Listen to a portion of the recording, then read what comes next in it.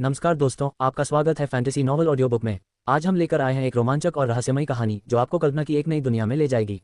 शुरू करने से पहले एक महत्वपूर्ण सूचना। इस कहानी के सभी पात्र, स्थान, घटनाएं और नाम पूर्णतः काल्पनिक हैं। इनका किसी वास्तविक व्यक्ति, स्थान या घटना से कोई संबंध नहीं है। यदि कोई समानता पाई जाती है तो वह मात्र संयोग होगी। तो बिना किसी देरी के आइए शुरू करते हैं आज की शानदार कहानी। यह माइकल की खुशी का एकमात्र स्रोत नहीं था। बिल्कुल वैसा ही जैसा मैंने सोचा था, उसने बुदबुदाते हुए कहा। उसके होठों पर हल्की सी मुस्कान थी। प्रथम रैंक पदोन्नति मिशन आगामी मिशनों के लिए आधार तैयार करता है। उसने संतुष्टि से अपनी मुट्ठियां भींच ली। मेरे लिए इससे बेहतर कुछ नहीं हो सकता था। आप रैंक 1 के अधिकतम स्तर पर पहुंच चुके हैं। अनुभव अंक अर्जित करने और स्तर बढ़ाने के लिए रैंक बढ़ाएं। आप नेक्रोमेंसर अप्रेंटिस के लिए अधिकतम स्तर पर पहुंच चुके हैं। मास्टर नेक्रोमेंसर के रूप में रैंक अप करने और आगे लेवल बढ़ाने के लिए अपना रैंक एडवांसमेंट क्वेस्ट पूरा करें। रैंक एडवांसमेंट क्वेस्ट जनरेट हो रहा है। क्वेस्ट जनरेट हो गई। उन्नति खोज। मेरे पास 10 रैंक 2 अनडेड है। 2/10। मजेदार बात यह है कि उसे वह समय याद आ गया जब वह अभी भी अनरैंक था। उस समय उसके मरे हुए सैनिकों में से केवल 2 ही रैंक 1 तक पहुंचे थे, लकी और प्रिंस। अब बारी प्रिंस और गेल की थी। अभी भी 2, लेकिन इस बार हालात थोड़े अलग थे। रैंक 2 पर पहुंचने के बाद मैं आखिरकार लकी को इवॉल्व कर सकता हूं, माइकल ने मुस्कुराते हुए बुदबुदाया। मुझे नहीं पता कि वह किस लेवल तक पहुंचेगा, लेकिन वह निश्चित रूप से फिर से मेरा सबसे ताकतवर पोकेमोन बन जाएगा। उसने अपने पैनल पर एक नजर डाली जहां उसके संचित विकास अंक 1000 से कहीं अधिक हो चुके थे। यह बहुत कुछ था और यह बहुत कुछ कर सकता था। दुर्भाग्यवश उसकी वह दबी हुई उम्मीद की पर्याप्त विकास अंक जमा करने से उसकी आत्मा के भीतर स्थित लाल कड़ाही में कोई परिवर्तन हो सकता है, सच नहीं हुई। कम से कम अभी तो नहीं। फिलहाल वह केवल अटकलें ही लगा सकता था। हो सकता है कि वह उस सीमा तक नहीं पहुंचा हो सकता है कि कोई बदलाव हुआ ही न हो, या शायद किसी और ही चीज की जरूरत थी। माइकल का यह सोचना गलत नहीं था कि उसकी प्रतिभा विकसित हो सकती है। मंच दुर्लभ मामलों से भरे हुए थे, ऐसे लोगों की कहानियां जिन्होंने सही परिस्थितियों में अपनी जन्मजात प्रतिभाओं को मजबूत करने में कामयाबी हासिल की थी। समस्या ये थी कि वह अभी भी खुद को पूरी तरह से नहीं समझ पाया था। उसे बहुत सी बातें पता नहीं थीं, लेकिन वह सीख रहा था और जल्द ही वह अपने सिद्धांतों का परीक्षण शुरू कर देगा। माइकल ने अपनी स्थिति देखने के लिए दोबारा मुड़ा। स्थिति तारांकन तारांकन तारांकन तारांकन। नाम माइकल नॉमन। वर्ग कुशल नेक्रोमेंसर। स्तर 25 अधिकतम। शक्ति 41.75। फुर्ती 57.51। संविधान 50.12। खुफिया जानकारी 190। 32। विशेषता अंक 50। कौशल मरे हुए को बुलाना, मरे हुए को पुनर्जीवित करना, पता लगाना, बुनियादी वार, इंद्रियों को साझा करना, भाला चलाना, एसिड शॉट, हड्डी का भाला, धीमा अभिशाप, अंधा अभिशाप, हड्डी का कवच, लाश विस्फोट, एसिड बॉल, माना तीर, मृत्यु किरण, बुनियादी मार्शल आर्ट। प्रतिभा अनंत विकास। Class skill contract slot 105/125। उपहार उत्पत्ति का चिन्ह तारांकन तारांकन तारांकन तारांकन तारांकन तारांकन। उसके आंकड़े धीरे धीरे वैसे ही दिखने लगे थे जैसे वह इंसान होने पर दिखता था। बेशक यह तो सिर्फ ऊपरी तौर पर था। एक उच्च कोटि के इंसान के रूप में माइकल किसी भी साधारण इंसान से कहीं अधिक शक्तिशाली था। उसके मन के एक हिस्से को यह एहसास हुआ कि अगर उसके वर्तमान आंकड़ों को इस रूप में अनुवादित किया जाए कि अगर वह पूरी तरह से इंसान बना रहता तो उसके आंकड़े कैसे दिखते, तो परिणाम भयावह होंगे। उसे फिर से अत्यधिक ऊर्जा का अनुभव होने लगा था। यही इसका पर्याप्त प्रमाण था। यह अभी उस स्तर तक नहीं पहुंचा था जिस स्तर तक वह सोल मैजिक फ्रूट्स का सेवन करने के बाद पहुंचा था, लेकिन इसके संकेत मौजूद थे। अपने नए अर्जित एट्रीब्यूट पॉइंट्स के साथ माइकल आसानी से अपनी वर्तमान स्थिति में सुधार कर सकता है, लेकिन ऐसा करना कुछ हद तक व्यर्थ होगा। इसके बाद उसने अपने मरे हुए सैनिकों को विकसित करने और उन्हें रैंक 2 तक उन्नत करने पर ध्यान केंद्रित करने की योजना बनाई। उनके विकास से मिलने वाली प्रतिक्रिया से न केवल उसकी बुद्धिमत्ता में वृद्धि होगी, बल्कि इससे उसके अन्य गुणों में भी सुधार होगा। उस समय अपने अधिकांश गुण बिंदुओं को संविधान को समर्पित करना कोई बुरा विचार नहीं लग रहा था। उसकी नजरें पैनल पर मौजूद अनुबंध स्लॉट पर टिक गईं। 20 अतिरिक्त स्लॉट, बस यही बात उनके चेहरे पर मुस्कान लाने के लिए काफी थी। फिर भी थोड़ा बहुत मतभेद का भाव अवश्य था। जितने अधिक मरे हुए लोग होंगे उतने ही अधिक विकास अंक मिलेंगे, जो उसकी ताकत का मूल आधार था। लेकिन साथ ही इससे उसकी सेना को अव्यवस्थित महसूस होने लगा। यह कोई बुरी बात नहीं थी, लेकिन माइकल इसे नकार नहीं सकता था। कुछ मायनों में ऐसा लगा जैसे वह चीजों को जल्दबाजी में निपटा रहा था। उन्हें अभी तक इसका कोई ठोस समाधान नहीं मिला था, लेकिन फिलहाल अनुबंध के लिए अधिक स्लॉट मिलना हमेशा से अच्छी खबर रही है। माइकल ने अपना स्टेटस पैनल बंद कर दिया और आसपास के क्षेत्र का जायजा लेने के लिए मुड़ गया। दूर से उसने लकी और प्रिंस को एक साथ देखा और इसने तुरंत उसका ध्यान आकर्षित किया। दोनों दिखने में लगभग एक जैसे थे, एक लघु रूप था और दूसरा विशालकाय। इस समय लकी अपना सिर झुकाए हुए था, वह असमंजस में था और राजकुमार को घूर रहा था। उनके बीच के बंधन के माध्यम से माइकल लकी के मन की बात समझ सकता था। मैं इस भाई को पहचानता हूं, लेकिन भाई के आकार का क्यों नहीं? माइकल के होंठ फड़कने लगे। उसने हल्की सी हंसी के साथ अपना सिर हिलाया। चारों ओर दोबारा देखते हुए उसने अपने गोलियतों को देखा। ऐसा लग रहा था मानो लिली और बिगिनिंग ने शक्ति परीक्षण की प्रतियोगिता शुरू कर दी हो, जबकि तीसरे गोलियत ने उत्साहवर्धनकर्ता की भूमिका निभा ली हो। ऊपर आसमान में गेल बड़ी शांति से उड़ रहा था। आखिरकार यह खत्म हो गया, माइकल ने धीरे से कहा। शब्द धीमे थे लेकिन अर्थ से भरे हुए थे। उस घटना के बाद से वह भ्रष्ट राक्षस एक हृदय राक्षस की तरह व्यवहार कर रहा था। लेकिन अब न केवल समस्या का समाधान हो गया था, बल्कि इससे उसे ताकत में जबरदस्त वृद्धि भी मिली थी। और इसी वजह से उसे जो राहत का एहसास हुआ वह और भी प्रबल हो गया। माइकल ने धीरे से सांस छोड़ी, शांति के उस पल का आनंद लेते हुए उसने अपना हाथ हवा में उठाया। सब लोग वापस लौट आओ। एक एक करके उसके आदेश पर उसके मरे हुए सैनिक अपना सिर घुमाने लगे। राजकुमार ने अपने पंजे फैलाना बंद कर दिया। आकाश से गेल की एक हल्की सी चीख सुनाई दी, फिर वह नीचे उतरने लगी। कुश्ती के बीच में ही गोलियथस जम गए। लिली अभी भी नकली हाथापाई के अंदाज में बिगिनिंग की कलाई पकड़े हुए थी, यहां तक कि लकी ने भी राजकुमार के चारों ओर चक्कर लगाना बंद कर दिया और अपना सिर फिर से झुका लिया। पाताल लोक में वापसी। बिना किसी प्रतिरोध के प्रत्येक मरे हुए प्राणी वास्तविकता से लुप्त हो गए और एक क्रमबद्ध तरीके से पाताल लोक में विलीन हो गए। प्रिंस सबसे आखिर में गए। माइकल को एक संक्षिप्त इशारा करने के बाद वे काले धुंध के एक भंवर में गायब हो गए। केवल गेल ही शेष रहा। माइकल ने बड़ी सहजता से गेल की चौड़ी पीठ पर छलांग लगाई। ग्रिफिन ने अपने पंख फड़फड़ाए, एक हल्की सी चीख निकाली और फिर हवा में उछल गया। जब वे उड़ान भरने लगे तो उनके पंखों के नीचे से गुजरने वाली हवा के बल से धूल का बादल उठ गया। इस ऊंचाई से माइकल नीचे दूर तक फैले जंगल को देख सकता था, जो पहले की लड़ाई के कारण जगह जगह से क्षतिग्रस्त था, लेकिन अब शांत था, बहुत ज्यादा शांत। फिर भी उसका वहां रुकने का कोई इरादा नहीं था। उसने गेल को शिविर की ओर निर्देशित किया। मुझे फिर से संगठित होना होगा, उसने बुदबुदाते हुए कहा। राज्य के शूरवीरों का हालचाल पता करना होगा और बाकी लोगों का भी। जब तक माइकल शिविर में लौटा तब तक सबसे बुरा समय बीत चुका था। ऊपर से देखने पर वह जगह अजीब तरह से शांत दिखती थी, बशर्ते कोई झुलसी हुई जमीन, टूटे हुए पेड़ों और धरती पर फैले खून के हल्के निशानों को नजरअंदाज कर दे। आग काफी समय पहले बुझ चुकी थी और अपने पीछे काले निशान छोड़ गई थी। उस इलाके में एक अजीब सी शांति छा गई थी, मानो हवा खुद उस अराजकता को भूलने की कोशिश कर रही हो जो पहले भड़की थी। लेकिन शिविर की सीमा के ठीक बाहर सच्चाई सबके सामने थी। क्षत विक्षत राक्षसों के शव अस्त व्यस्त पड़े थे, कुछ जले हुए, कुछ के टुकड़े टुकड़े, कुछ की खोपड़ियां चकनाचूर या दिल छलनी। यह एक नरसंहार था। इसके बाद माइकल की निगाहें अपने कवचधारी मानवाकार मरे हुए साथी पर टिक गईं, जो आदेशों की प्रतीक्षा करते हुए स्थिर खड़ा था। बिना किसी झिझक के माइकल गेल की पीठ पर आगे की ओर झुका और नीचे की ओर इशारा किया। मरे हुए ग्रिफिन ने एक धीमी चीख निकाली और सर्पिलाकार रूप में नीचे उतरने लगा। उसके उतरने से पहले ही शूरवीरों ने उसे देख लिया था। उनमें से एक ने हाथ उठाकर पुकारा, सर माइक वापस आ गए हैं। और भी आवाजें सुनाई दी, वापस स्वागत है सर माइक, आपको जीवित देखकर खुशी हुई महोदय। जमीन पर उतरते ही माइकल गेल की पीठ से उतर गया और अभिवादन कर रहे शूरवीरों को सिर हिलाकर अभिवादन किया। उनके चेहरे थके हुए थे, कवच पर खरोंचें थीं और वह मैल से ढका हुआ था, लेकिन अब जब उन्होंने उसकी ओर देखा तो उनकी आंखों में कोई भय नहीं था, केवल सम्मान था। यह सूक्ष्म था लेकिन वास्तविक था। वह सोचने लगा कि आखिर हुआ क्या था। पहले शूरवीरों का सम्मान सती एक दिखावटी शिष्टाचार जैसा लगता था, लेकिन अब यह एक वास्तविक स्वीकृति जैसा महसूस हो रहा था। क्या यह उसके मरे हुए रूप के कारण था? शायद युद्ध के परिणाम ने उन्हें एक नए स्तर का सम्मान दिलाया था। हताहतों की संख्या अपेक्षाकृत कम प्रतीत हो रही थी, जो संभवतः इस बदलाव का एक कारण हो सकता है। उसने हाथ हिलाकर इशारा किया और आगे की ओर इशारा करते हुए कहा, जाओ। उसके सभी मरे हुए सैनिक गहरे कोहरे के भंवर में गायब हो गए। तुरंत ही कानाफूसी शुरू हो गई। क्या तुमने देखा? वे अचानक गायब हो गए। उसके पास कितने हैं? माइकल ने फुसफुसाहटों को नजरअंदाज कर दिया। सर वेरेन कहाँ है? उसने शिविर का जायजा लेते हुए पूछा। एक युवा शूरवीर सीधा खड़ा हुआ और तुरंत उत्तर दिया, जहाज के अंदर आराम कर रहे हैं महोदय। माइकल ने सिर हिलाया। अच्छा, उसे आराम करने दो। कुछ समय पहले उस बूढ़े व्यक्ति के कारनामों को याद करते हुए, अगर इन सब के बाद भी उसमें ताकत बची थी तो वह अब इंसान नहीं रह गया था। शायद कोई सनकी हो। माइकल की नजर एक पल के लिए जंगल की ओर गई, फिर वापस अपने आसपास के हालात पर केंद्रित हो गई। जली हुई छाल, गड्ढों से भरी मिट्टी, ढह चुके तंबू। केंद्रीय तंबू के पास जमीन पर कई लंबी चटाइयां बिछाई गई थीं। घायल योद्धाओं को व्यवस्थित पंक्तियों में खड़ा किया गया था। उनके कवच को हटा दिया गया था, जिससे खून बहते घाव, टूटी हड्डियां या गहरे निशान दिखाई दे रहे थे। उसने देखा कि चोगे पहने कई लोग पंक्तियों के बीच से तेजी से गुजर रहे थे और अभ्यासपूर्ण गति से मलहम और पट्टियां लगा रहे थे।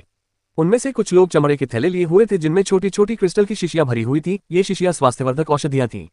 केवल सबसे गंभीर रूप से घायल लोगों को ही वे चीजें दी गईं। एक योद्धा जो पेट पर गहरे घाव के कारण बेहोश था, को सावधानीपूर्वक उठाया गया ताकि उसके मुंह में सीधे औषधि डाली जा सके। एक अन्य वैद्य ने दूसरी शीशी तोड़ी और उसे धीरे से घाव पर लगाया, जिससे त्वचा के अंदर से हरे रंग की हल्की रोशनी की लकीरें निकलने लगी और घाव भरने लगा। बाकी लोगों के साथ व्यवहार कहीं अधिक संयमित था। हल्के रंग से पहचाने जाने वाले पतले घोलों को पट्टियों पर डाला जाता था और घावों पर दबाया जाता था। फिर कपड़े को अंग या धड़ के चारों ओर कसकर बांध दिया जाता था। कभी कभार यदि योद्धा को सांस लेने या हिलने डुलने में तकलीफ होती थी तो उसे एक घूंट पीने की अनुमति दी जाती थी। माइकल ने अपनी भौहें ऊपर उठाईं। उसने जो कुछ भी देखा वह काफी कारगर था। एक योद्धा की जांघ पर लगे घाव पर जब एक वैद्य ने गीला कपड़ा फेरा तो वह दर्द से कराह उठा। उसने बुदबुदाते हुए कहा, बहुत तेज जलन हो रही है। अच्छा, वैद्य ने बिना सहानुभूति जताए उत्तर दिया। मतलब ये काम कर रहा है। माइकल के होंठ फड़क उठे, ये जानते हुए कि शिविर में उसकी जरूरत नहीं है। माइकल उड़ने वाले जहाज पर अपने कमरे में लौट आया, जो आश्चर्यजनक रूप से अभी भी काफी हद तक सही सलामत था, और जल्दी से सो गया। उन्होंने कोई सचमुच कठिन लड़ाई नहीं लड़ी थी, लेकिन घटनाओं की श्रृंखला ने उन्हें मानसिक रूप से थका दिया था। कुछ घंटों बाद उसने अपनी आंखें खोली। जल्दी से साफ सफाई करने और कपड़े बदलने के बाद वह जहाज के सबसे ऊपरी डेक की ओर चल पड़ा। बाहर उजाला था जिससे लग रहा था कि दोपहर होने वाली है या शायद दोपहर बीत चुकी है। राक्षसों ने रात के अंधेरे में हमला किया था। हालांकि काफी कुछ हुआ, लेकिन शक्ति स्तर में भारी अंतर के कारण लड़ाई जल्दी ही समाप्त हो गई। कोई लंबा और खींचा हुआ संघर्ष नहीं हुआ था। डेक पर माइकल की नजर वेरेन पर पड़ी। उसे वहां देखकर माइकल थोड़ा हैरान हुआ, लेकिन फिर भी वह उसकी ओर बढ़ गया। उस बुजुर्ग व्यक्ति ने उसे तुरंत पहचान लिया और सिर हिलाकर उसका अभिवादन किया। हवा के झोंके उसके चेहरे को छूते हुए माइकल स्थिर कदमों से लकड़ी के डेक पर चला। उसकी निगाहें रेलिंग के सहारे लापरवाही से खड़े बूढ़े व्यक्ति पर टिकी हुई थीं। सर वेरेन, वह आदमी काफी ऊर्जावान लग रहा था, लेकिन उनके शरीर में सूक्ष्म जीवंतता के बावजूद उनका चेहरा हमेशा की तरह सपाट बना रहा, गंभीर, संयमित पत्थर की तरह। उसके चेहरे से कुछ भी पता नहीं चल रहा था, लेकिन माइकल को अंदर से महसूस हुआ कि उस शूरवीर के मन में बहुत कुछ चल रहा था। माइकल बोलने ही वाला था कि वह सोच रहा था कि वह उस राक्षस के साथ हुई घटना के बारे में कैसे बात करेगा, लेकिन सर वेरेन ने उससे पहले ही बोलना शुरू कर दिया। वेरेन ने आसमान की ओर देखते हुए सादे स्वर में कहा, मैंने एक शूरवीर को आसपास के जंगल की जासूसी करने के लिए भेजा था। वह अभी 1 घंटे पहले लौटा है। माइकल ने अपनी भौहें ऊपर उठाई और बूढ़े व्यक्ति ने अपना सिर घुमाया। आंखें शांत थीं लेकिन भावहीन थीं। श्री माइक, आपकी कुशलता ने मुझे अवाक कर दिया है। माइकल ने पलकें झपकाईं। उसके चेहरे पर धीरे धीरे एक अजीब सा भाव प्रकट हुआ। उसे इस बात का अंदाजा था कि क्या हुआ था। वेरेन ने अपनी बात जारी रखी। उसका लहजा अभी भी तटस्थ था, लेकिन उसमें अविश्वास या शायद विस्मय की एक स्पष्ट झलक थी। सैकड़ों राक्षसी शव, उनमें से अधिकांश की आभा कम से कम ग्रैंड स्तर की है। तारांकन तारांकन तारांकन तारांकन तारांकन तारांकन तारांकन। 1 घंटे पहले वेरेन जहाज के कमांड रूम में अकेले बैठे थे। उसे सोचने की जरूरत थी। सैकड़ों राक्षस, हत्या कर दी गई कई दिशाओं में। जो खोजी वापस लौट आया था, उसे ये भी समझ नहीं आ रहा था कि वह अपनी भावनाओं को विशेष रूप से कैसे व्यक्त करे। उलझन, डर, विस्मय, सम्मान, सावधानी, जासूस ने किसी तरह सब कुछ दिखा दिया। सर माइक, वेरेन में कोई भय नहीं था। कम से कम अगर उसके थोड़े कांपते हाथों को नजरअंदाज कर दिया जाए तो ऐसा नहीं है। वह राक्षस मर चुका है। सर वेरेन ने आकाश से अपनी निगाहें हटाईं और सीधे उसकी ओर देखा। अच्छा। वेरेन ने कुछ देर तक उसे देखा और फिर कहा, चिंता मत करो, राज्य तुम्हारे प्रयास और समर्थन के लिए तुम्हें पुरस्कृत करेगा। माइकल के होठों पर हल्की सी व्यंग्यात्मक मुस्कान आ गई। हाँ, उसे यह नहीं पता था कि वह ये कैसे कहे कि उसे पहले ही बहुत सारे लाभ मिल चुके हैं। माइकल को यह अजीब लगा। उसने सोचा था कि उसे हर बात विस्तार से समझानी होगी, शायद अपने तर्क देने होंगे और संदेह का सामना करना होगा, लेकिन ऐसा कुछ नहीं हुआ। बातचीत उम्मीद से कहीं ज्यादा सहजता से आगे बढ़ी। शायद इसका कारण ये था कि वह वेरेन से बात कर रहा था। अगर वह राजकुमारी होती, मेजलियान के साथ हुए समझौते के बाद मुझे कहीं और बसने के बारे में सोचना शुरू कर देना चाहिए। मेरी पदोन्नति का भी एक मुद्दा है। वो टावर भी है। उद्धरण चिन्ह। तारांकन तारांकन तारांकन तारांकन तारांकन तारांकन तारांकन। लायनहॉट की राजधानी। कुछ दिन बीत जाने के बावजूद एवलॉन फॉरेस्ट में हुए नरसंहार के बारे में किसी को भी जानकारी नहीं थी। इन दिनों लोग सिर्फ ड्यूक ऑफ एवरमून द्वारा आयोजित प्रतियोगिता के बारे में ही बात कर रहे थे।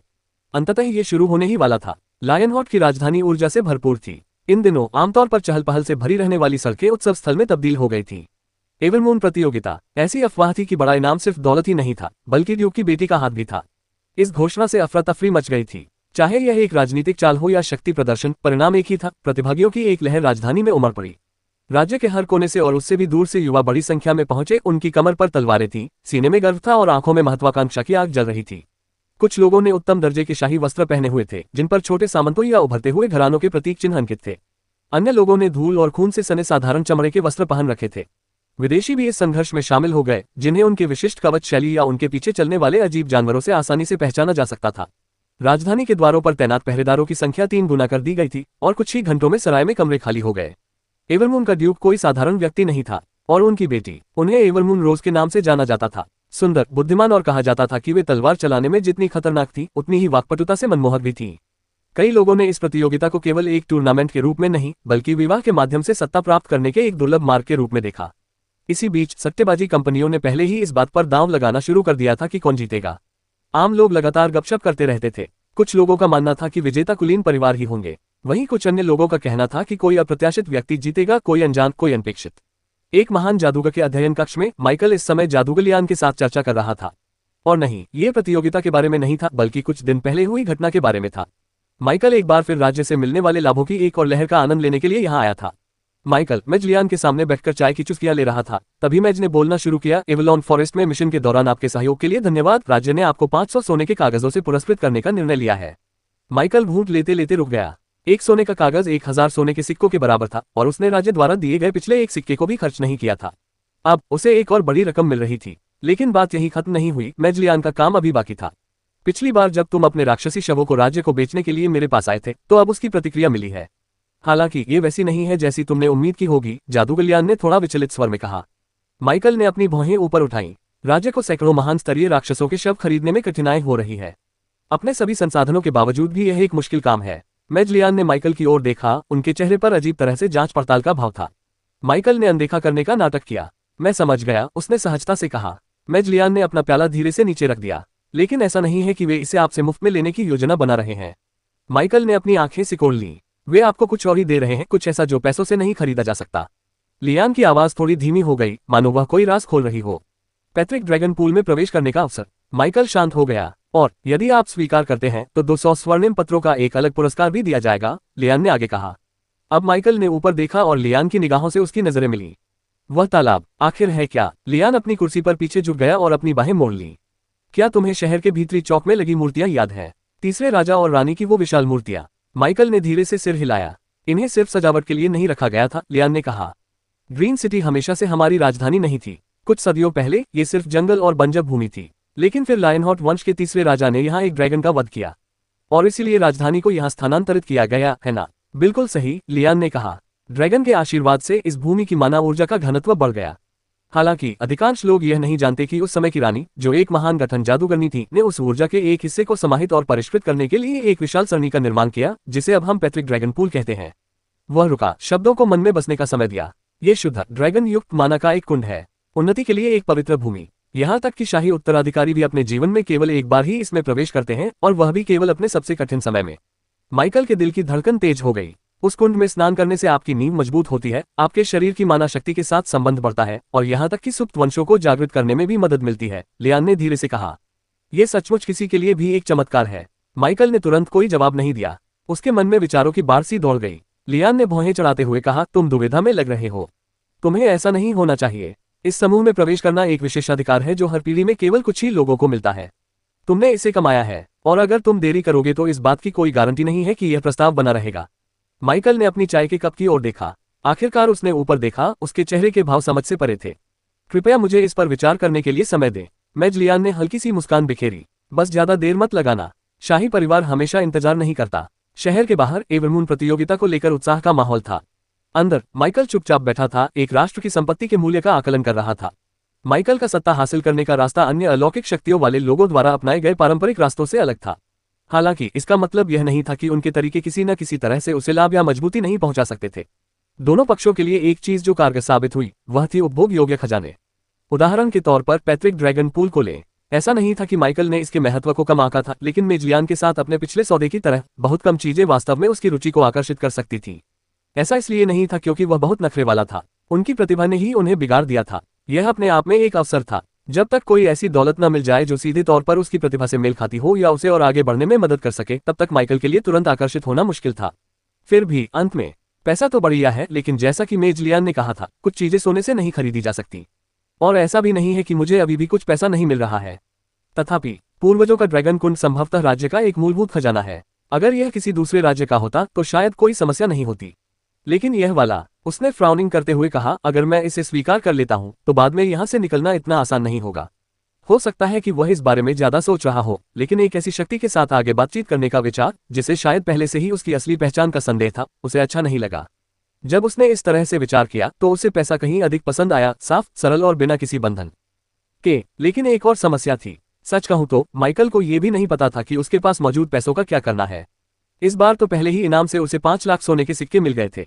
वह ये सारा पैसा कहाँ खर्च करने वाला था? उसने पहले से रखे हुए सामान को छुआ तक नहीं था और अभी भी सोच रहा था कि उसका क्या करे। लेकिन खैर, ज्यादा पैसा मिलना कोई बुरी बात नहीं थी। कौन जानता था कि कब उसे इस दुनिया में कोई ऐसी चीज मिल जाएगी जो सचमुच उसकी नजरों को आकर्षित कर लेगी। पैसा ज्यादा होना और उसे खर्च करने के लिए कुछ न होना हमेशा बेहतर होता है, बजाय इसके कि आपके पास कुछ न हो और खर्च करने के लिए हजारों चीजें हों। माइकल ने धीरे से सांस छोड़ी। क्या असाधारण सामग्रियों के बदले पैट्रिक ड्रैगन पूल में प्रवेश करने का मौका मिलना संभव है? हाँ, माइकल को तुरंत ही राज्य से और अधिक लाभ उठाने का एक बेहतर तरीका सूझ गया। पैट्रिक ड्रैगन पूल के साथ कुछ जटिलताएं जुड़ी हुई प्रतीत होती थी, लेकिन इसे सामग्रियों के बदले में देना, यह तो बस एक सामान्य व्यवसाय था। उन्होंने सामग्री को क्यों चुना, इसका कारण स्पष्ट था। यह उसके मरे हुए साथियों के लिए था। सच कहूं तो उसे वाकई पूल में दिलचस्पी थी। माइकल का मानना था कि अगर उसने राजकुमारी से बातचीत न की होती तो शायद उसका जवाब अलग होता। मुझे आपसे ऐसी किसी बात को मना करने की उम्मीद नहीं थी, लियान ने कहा, लेकिन मैं ज्यादा पूछताछ नहीं करूंगी, हर किसी के अपने कारण होते हैं। जहां तक सामग्री की बात है, मुझे लगता है कि यह संभव होना चाहिए, लेकिन मुझे पहले राज्य से पुष्टि करनी होगी। मैं समझ गया, माइकल ने शांत भाव से उत्तर दिया। मेज लियान ने अपने वस्त्र में हाथ डाला और एक छोटी थैली निकाली। 200 और सुनहरे कागज। माइकल ने इसे बेबसी से स्वीकार कर लिया। पब फ्यूचर एड्स। क्या अमीर होने का एहसास ऐसा ही होता है? क्या आपको बहुत ज्यादा पैसे होने की चिंता है? सांस, यह अच्छा लग रहा है। धन्यवाद, पिच उठाते हुए माइकल ने कहा। मेज लियान ने इसे सिरे से खारिज कर दिया। यही तुम्हारा हक है, जादूगर ने स्पष्ट शब्दों में कहा। और इसके अलावा तुमने राज्य को जितना दिया है उसका तुम्हें अंदाजा भी नहीं है। माइकल ने और अधिक जानकारी के लिए जोर नहीं दिया। उसे यकीन नहीं था कि सैकड़ों महान स्तरीय शव राज्य के भविष्य के लिए क्या करेंगे, लेकिन यह उसकी चिंता का विषय नहीं था। अब चलिए किसी और विषय पर बात करते हैं। ग्रैंड मेज के लहजे में थोड़ा बदलाव आया। क्या आपको इस मुकाबले में जीतने का पूरा भरोसा है? वह बोलते बोलते रुक गया और आश्चर्य से पलकें झपकाने लगा। हे भगवान, वह इतना मूर्ख कब हो गया? क्या वह सचमुच एक ऐसे युवक से पूछ रहा था जो सैकड़ों रैंक 2 राक्षसों का संहार करने में सक्षम था कि क्या वह एक साधारण प्रतियोगिता का सामना कर सकता है? क्या लगातार तनाव ने उसकी बुद्धि को कुंद कर दिया था, या फिर यह सिर्फ बुढ़ापा था जो उन पर हावी हो रहा था? माइकल के जीतने की संभावना के बारे में चिंता करने के बजाय उसे यह सोचना चाहिए कि उसके लिए कौन सा पुरस्कार उचित होगा। मेज लियान ने अपना गला साफ किया और तुरंत अपनी गलती सुधार ली। ड्यूक की प्रतियोगिता के लिए बस अपना सर्वश्रेष्ठ प्रदर्शन करें और आनंद लें। ग्रैंड मेज के आंतरिक उथल पुथल से अनभिज्ञ माइकल ने बस सिर हिला दिया। उनके जाने से पहले उन्होंने कुछ और बातें की। 2 दिन बाद आज ड्यूक प्रतियोगिता का दिन था। माइकल अकेले चल रहा था। उसने काले रंग के बहने वाले वस्त्र पहने हुए थे जिनसे जादुई रेशम की हल्की सी झिलमिलाहट निकल रही थी। उसकी चाल धीमी थी, चेहरा शांत था और निगाहें स्थिर थीं जब वह शहर के बाहरी इलाके की पक्की सड़कों से गुजर रहा था। आगे आसपास की इमारतों से भी कहीं ऊंची एक भव्य अखाड़ा खड़ा था, एक विशाल संरचना जिसके बारे में कहा जाता था कि उसमें 1 लाख से अधिक लोग बैठ सकते हैं। इसका उपयोग मुख्य रूप से कुलीन वर्ग द्वारा आयोजनों, टूर्नामेंटों और उनके विचित्र मनोरंजन खेलों के लिए किया जाता था, लेकिन आज ये कहीं अधिक महत्वपूर्ण आयोजन की मेजबानी करेगा। माइकल ने चारों ओर नजर डाली और पाया कि उसकी ओर चल रहे सभी लोग युवा थे। बहुत ही युवा। कुछ ने कवच पहन रखा था और अन्य ने साधारण सैन्य वस्त्र। और फिर वह था। उसके पास कोई हथियार स्पष्ट रूप से दिखाई नहीं दे रहा था। न ही उसके साथ गार्ड थे और न ही कोई गर्वित दल उसके पीछे चल रहा था। वह चुपचाप चलता रहा। काले कपड़ों में वह अकेला सा प्रतीत हो रहा था।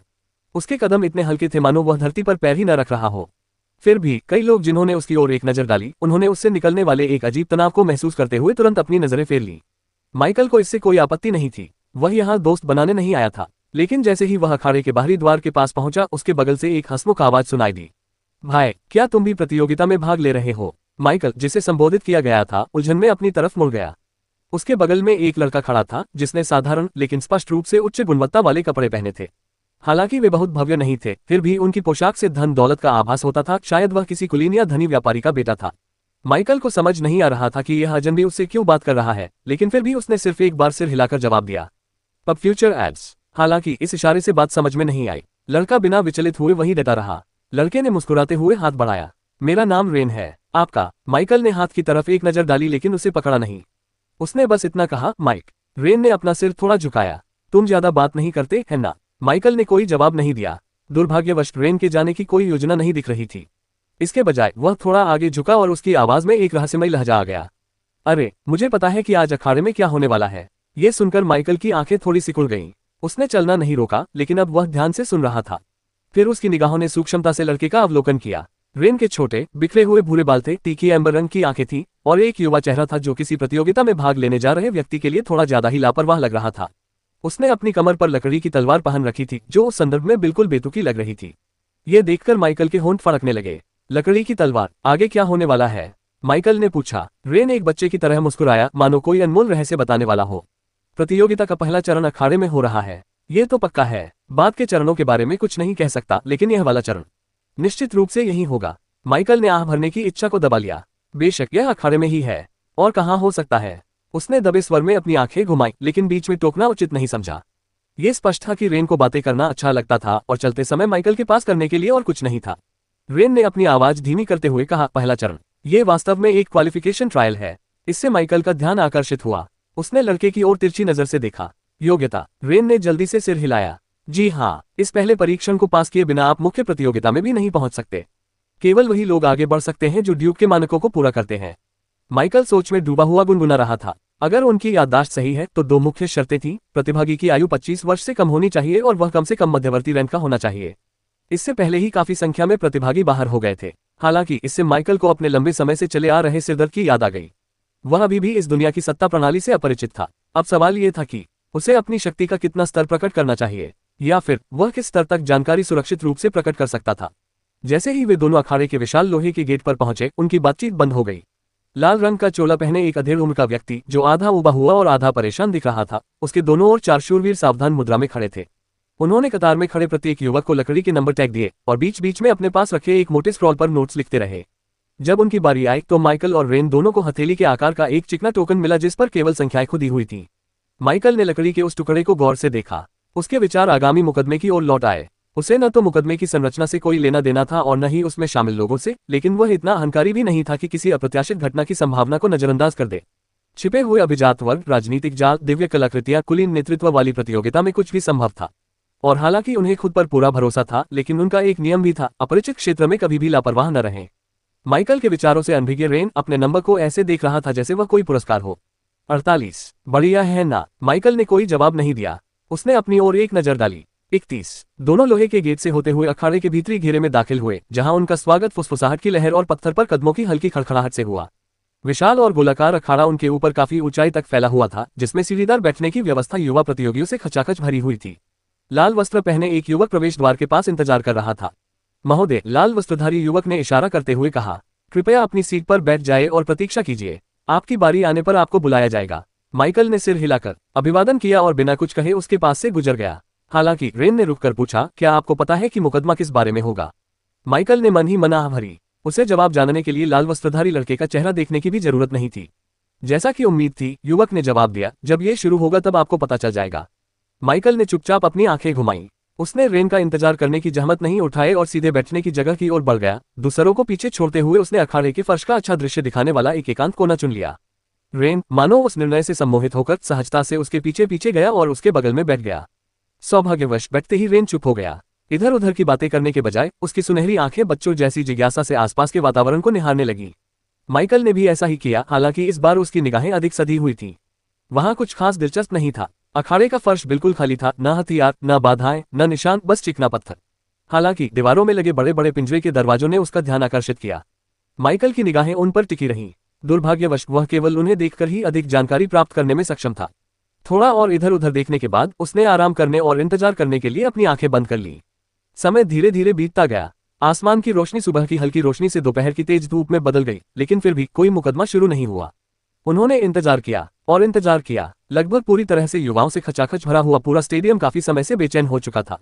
हालांकि किसी ने भी खुलकर शिकायत करने की हिम्मत नहीं की, लेकिन सूक्ष्म संकेत हर जगह मौजूद थे। पत्थर पर बूटों की थपथपाहट, अधीरता भरी फुसफुसाहट की धीमी गूंज और कभी कभार निराशा भरी आह।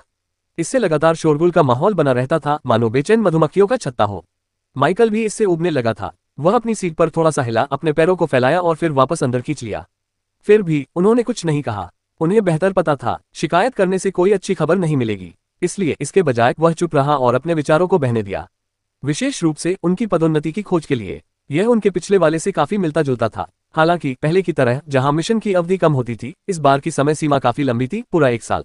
ऊपरी तौर पर देखने पर यह आसान लग रहा था, लेकिन माइकल भोला नहीं था। 10 रैंक 2 अनडेड को हराना आसान काम नहीं था, चाहे समय कितना भी लंबा क्यों न हो। हाँ, उसके पास ऐसा करने के साधन थे। अपने जमा किए हुए विकास अंकों से वह चाहे तो अपने कई मरे हुए सैनिकों को आसानी से रैंक 2 तक विकसित कर सकता था। कुछ सैनिक इससे भी अधिक शक्तिशाली हो सकते थे, यह इस बात पर निर्भर करता था कि वह उन अंकों का उपयोग कैसे करता है। लेकिन ये लक्ष्य नहीं था। 10 रैंक 2 अनडेड उसका लक्ष्य नहीं था। इस बार नहीं। माइकल एक और परफेक्ट परफॉर्मेंस रेटिंग चाहता था। यह अहंकार नहीं था, यह तर्क था। उसके पास साधन थे, सही समय था और ज्ञान था। एक आदर्श रेटिंग से कम कुछ भी उनके लिए एक तरह से उनकी क्षमता का दुरुपयोग होगा, और इससे भी बुरा, यह उनके लिए व्यक्तिगत निराशा का कारण बनेगा। इसके अलावा एक और कारण भी था। कहा जाता है कि परफेक्ट सबसे उच्च रेटिंग है, लेकिन माइकल को यह जानने की उत्सुकता हुई कि क्या वास्तव में ऐसा ही था। पिछली बार वह मिशन की कठिनाई को केवल 20 रैंक के कैंडिडेट तक ही बढ़ा सका था, और जैसे ही उसने ये काम पूरा किया, मिशन अपने आप पूरा हो गया।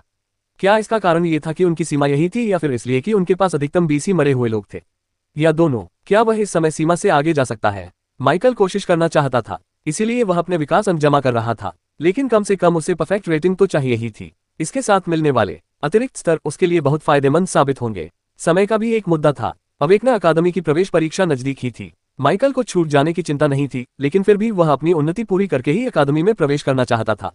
इस तरह वह न केवल 2 साल पहले जागृत हुए कुलीन साथियों की बराबरी कर रहा होता, बल्कि वह उन्हीं के बराबर मंच पर कदम रख रहा होता। वहां से वह आखिरकार अपनी गति धीमी कर सकता था। इसलिए नहीं कि वह आराम करना चाहता था, बल्कि इसलिए कि अब उसे इतनी तेज दौड़ लगाने की जरूरत नहीं थी। सही नींव रखे जाने के बाद उसकी तरक्की निरंतर और भयावह हो सकती थी।